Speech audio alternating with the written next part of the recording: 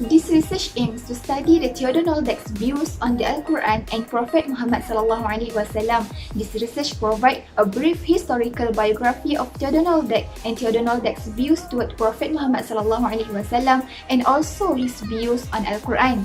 There are various responses among the orientalists, especially Noldeke, toward Al-Quran and Prophet Muhammad SAW. Biography of Theodor Noldeke. Theodor Noldeke was born on 2nd March in 1837 in the city of Hamburg, Germany. In the city of Lingen, Theodor prepared to enter higher education under the direction of his father by studying classical literature of Greek and Latin. The interest to the study of Semitic language had become the reason why Theodor enrolled to the University of Lingen. Theodor also studied many more knowledge like Syriac and Arabic from Hebrew Evo. At the age of 20, Theodor obtained his first specialist degree in 1856 by submitting a treatise entitled Tarikh al-Quran, which is Theodor continued studies the topic entirely. Then he began to conduct various studies outside Germany. He went to Vienna to study and do research on the manuscript kept in the Vienna library. At the same time, Theodor read the Sufi poems written by great Persian poets to deepen his Persian and Turkish language. In 1858, Theodor did not miss an opportunity to join a competition organized by Paris Academy about the research on history of Quran. Theodor had published his written essay with some extraordinary edition in Latin to Germany that entitled Jaschick des Quran.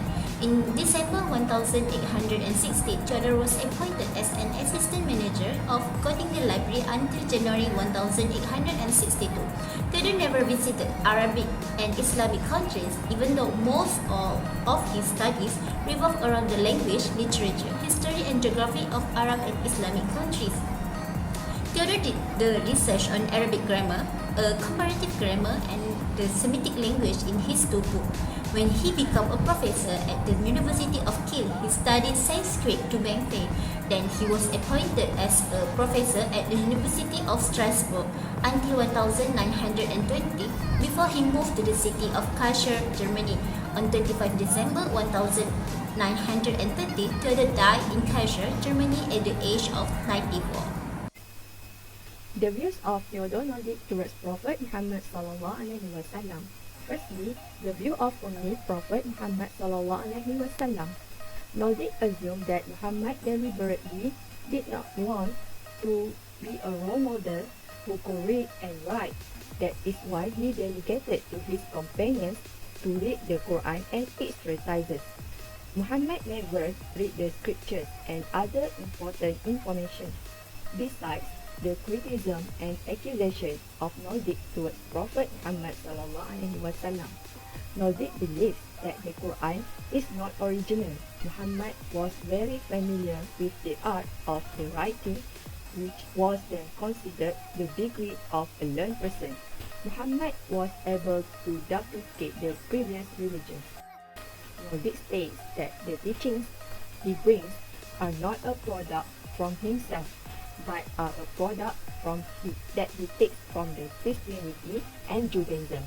Regarding the apostleship of the Prophet Muhammad SAW, he stated that the statement that Muhammad was the messenger of God and what came from him was from God. It was only an idea to attract the sympathy of the Arab community at that time. Noldeke also stated that Muhammad believed that what came from his instincts came from the source of revelation. This is similar to what happened to the prophets of Israel, who said that they also received revelation from Yahweh. Furthermore, Muhammad only followed his naive instincts in inviting people to goodness and abandoning evil.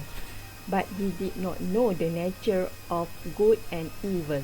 So in his teachings, he conveyed that not in accordance is called reprehensible. Hence, the accusation given by Noldeke is not true, because in Jewish theology until the time of the Prophet Muhammad did not acknowledge the existence of monotheism, even though monotheism itself is the main teaching of Islam. human intervention in the Quran itself undermines the Quran miracles, causing believers to doubt the Quran veracity as delivered by the Prophet Muhammad himself. In this study, we will discuss about the views of Theodor Noldeke to the Al-Quran. In general, according to Theodor Noldeke, the theory of construction general is based on the decision starting that using the Bible to assess the authenticity of the Quran. By using the Bible as a benchmark for judging the Quran, Noldeke argues that the Quran is the result of the writings of the Prophet Muhammad. Noldeke states that the main source of revelation that Muhammad brought was from the Jewish scriptures. To substantiate his research, Noldeke gives some examples of theories of influence that Muhammad drew from Jewish and Christian traditions or elements. Among the examples given by Noldeke are as follows. Firstly, reading Basmalah as a word located at the front of the surah. According to Noldeke, this sentence is usually uttered when about to perform acts of worship that are already known in Jewish and Christian tradition. Secondly, Noldeke quoted a verse that he used as proof that the Quran was taken from the Old Testament, namely in Surah Al-Anbiya, ayah 105, which means, "Before this we wrote in the Psalms after the message given to the Moses, my servant the righteous shall inherit the earth." In addition to the above examples, there are terms in the Quran that Noldeke also believed to have been taken from Christianity, as the word Furqan actually means redemption, but for Muhammad, the meaning in Arabic to be a revelation.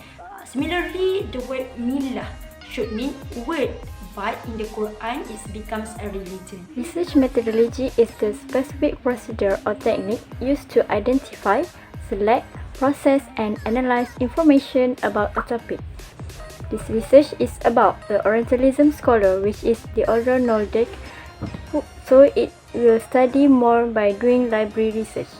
In this writing, the data from primary and secondary source is needed to doing deeper research about Theodor Noldeke. Qualitative method has been used to understand people's belief, experiences, attitudes, behaviors, and interaction. In this study, we examine the biography of Theodor Noldeke, his views on Prophet Muhammad SAW and the Quran. Theodor Noldeke is one of the orientalists who challenge the authenticity and truth of the Quran that reveals the Prophet Muhammad SAW. Now, we move to the first one, which is Theodor Noldeke's views of the Prophet Muhammad SAW was an Ummi. Ummi, according to Theodor Noldeke, is the one who does not understand the contents of the books in the previous books and only a few. And then Theodor Noldeke thinks that the Ummi is the opponent of Al-Kitab. According to Theodor, Prophet Muhammad SAW can read and write, but with a very weak ability and not very good in terms of literacy. And then next, Theodor Noldeke also not believe that Prophet Muhammad SAW could not read and write. But there is no fact was found that the Prophet Muhammad SAW was good at reading and writing before he became the Prophet or after. Prophet Muhammad SAW was known as very honest person, which is Al-Amin, and never lied. So it can be the proof that the Prophet Muhammad SAW could not read and never study. Then the wisdom behind Allah SAW making the Prophet was Ummi, because if Prophet Muhammad SAW is not Ummi, then the infidels will say that the Quran is just a copy of the previous book. Okay, next, in this study also discuss about the views of Theodor Noldeke to the Al-Quran. Theodor was produced works that criticize the Quran because the Quran is a book that is a guidance for Muslim. And then Theodor thinks that the Quran is the result of the Prophet's application of previous book. Theodor states that the Quran, which is the main source for Muslim, is from the source of the Jewish book. In this text, Azami responds to Theodor Noldeke's claim that The Quran inaccuracy is due to the Prophet Muhammad SAW misunderstanding of Judaism early history, which he claimed is due to damaging words adaptation. It was an accusation of attempting to modify the face of Islam in other people's terms, that is internationally twisting the text in such a way that the existing praise are violated. For the conclusion, based on what has been discussed, we can conclude that activities performed by Orientalists in researching and study of Islam, especially the Quran and Hadith, is not a non-work profit-oriented, meaning that they have a specific purpose by researching such as religion of Islam. The purpose is to seek weakness of Islam and destroy it from within with science knowledge.